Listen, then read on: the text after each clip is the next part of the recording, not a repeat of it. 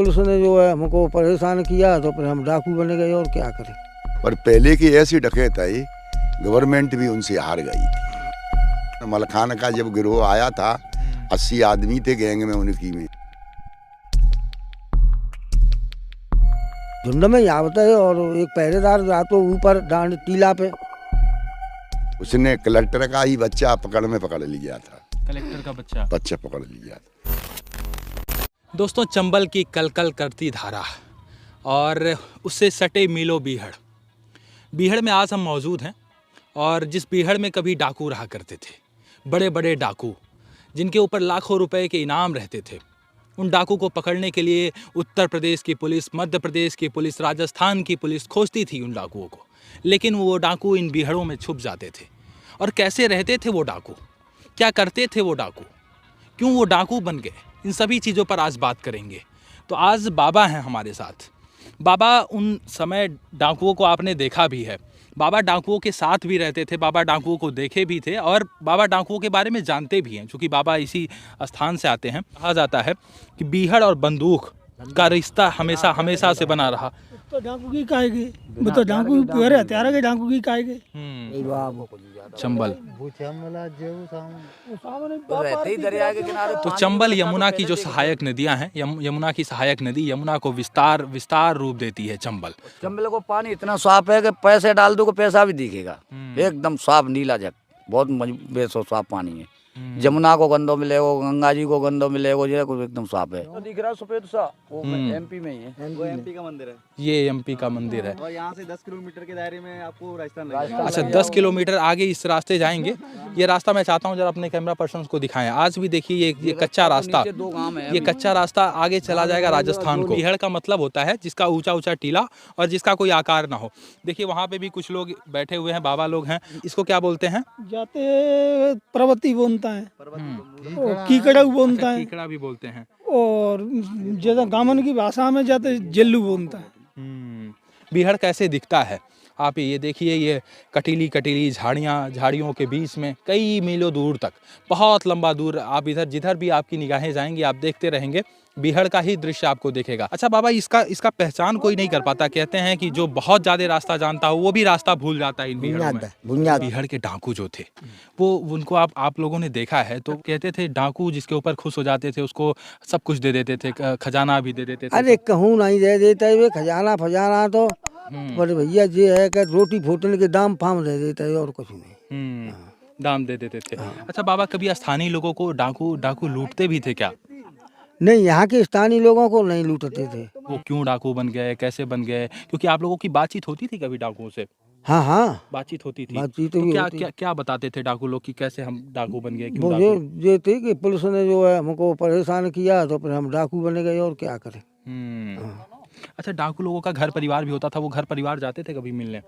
वो घर परिवार भी कभी कभी मिल जाते थे और या वो परिवार में कभी कभी पहुंच जाते थे। हाँ, कभी कभी मिलने चले जाते थे। हाँ, उनको बुला लेते कि हम फलानी जगह हैं वहाँ आ जाओ। हमने माधव सिंह को भी देखा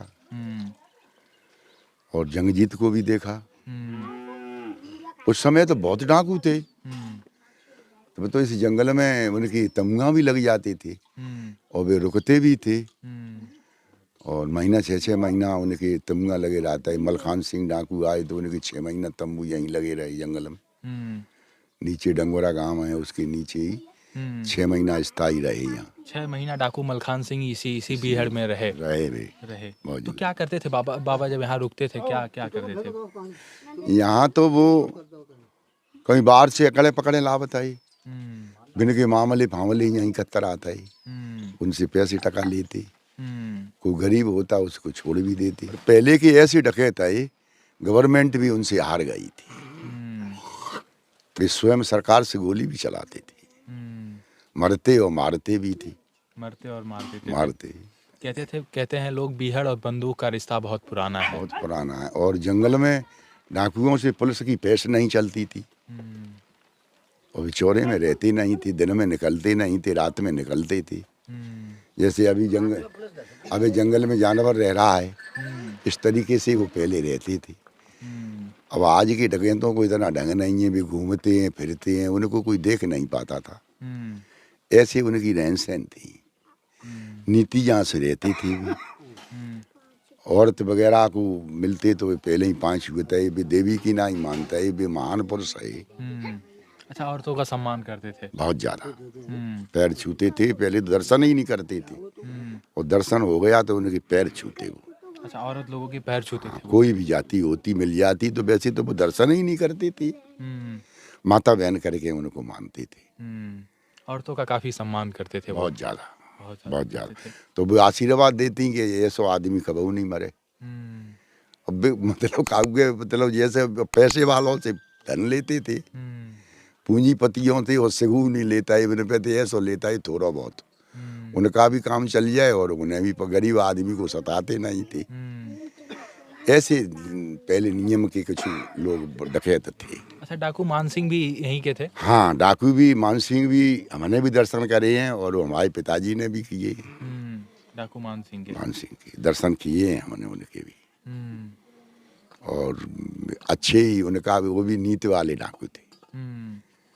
तो इसके लिए उनका ही जीवन बना रहा। नीति वाले होते हैं वो जीवन बना। काफी खुखार बोला जाता था उनको कि खुखार डाकुओं में शुमार किया जाता था डाकू। नहीं, भी नीति अनीति पे बोलता है, न्याय अन्याय पे बोलता है, को कागुए सताए रहा हो तो बोलता है, वैसे कोई मतलब नहीं था। अच्छा, उनकी कोई वर्दी होती थी पिक्चरों में जैसा दिखाया जाता था? वर्दियों में आते थे, वर्दियों में। अब मलखान जैसे, अब तुमको अब यहाँ हथना जवान मलखान का जब गिरोह आया था, 80 आदमी थे गैंग में उनकी में, और सब उनकी एकदम सरकारी ड्रेस जैसी थी, आरगतरी बंदूकें ही सिगरने पे, अच्छे मानो यानी वर्दी में ही बेजवान सब। हर आदमी जान भी नहीं पाता ये पुलिस है या बागी है, जानते थे, वो भी जानते थे। 80 लोगों का एक झुंड चलता था? नहीं, 20 आदमी करके 4 झुंड होके चलते थे वो। 4 झुंड होके ही हमारे जंगल में आए थे। पहले 20 आदमी निकले, फिर 1 घंटे के बाद 20 निकले, फिर 1 घंटे के बाद 20 निकले, ऐसे निकले। मतलब नीचे चमल के तीर में आया था। फिर 6 महीना इसी जंगल में रुका था, न किसी से कुछ कहा उसने, न कोई मतलब 6 महीने के बाद खुद वापस चला गया। या कोई वारदात भी नहीं की उसने किसी से भी।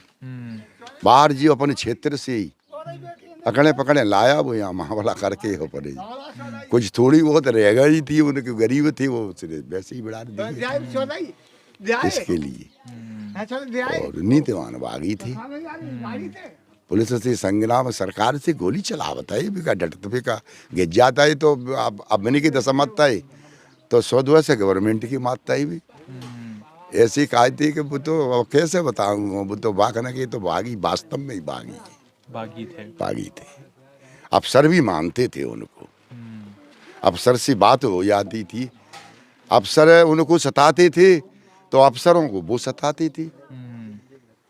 ये पूछ लो, उनको पूछ लो, एक गवर्नमेंट ने एक आदमी को कोई हरकत कर दी थी, उसने कलेक्टर का ही बच्चा पकड़ लिया था। कलेक्टर का बच्चा पकड़ लिया था, और ये बात भाई तुम हमारे बच्चे को छोड़ दो, हम तुम्हारे को छोड़ देंगे। तुम भिन्न को छोड़ दो, भिन्न को छोड़ दो। अच्छा, कलेक्टर ने अपना बच्चा फिर छोड़ा। हाँ, वो कहते तुम हमारी शरण है तो हम तुम्हारी शरण है। ऐसी इनकी साहब बाबू जी बातें होती। तो ऐसे करके बेहू कहता है कि तुम हमारा बचाव रखो, हम त्याव रखें।